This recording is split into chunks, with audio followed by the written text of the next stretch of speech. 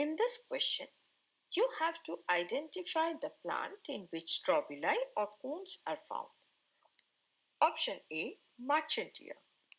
This is incorrect. Marchantia or the liverwort is a non-vascular plant that reproduces through gametangia, that is Antheridia and Archegonia, but does not produce strobili or cones. Option B, Equisetum. Now, Equisetum is a pteridophyte and it produces strobili, that is the cones, at the tip of its stems. And this strobili contains sporangia, which produces spores for reproduction.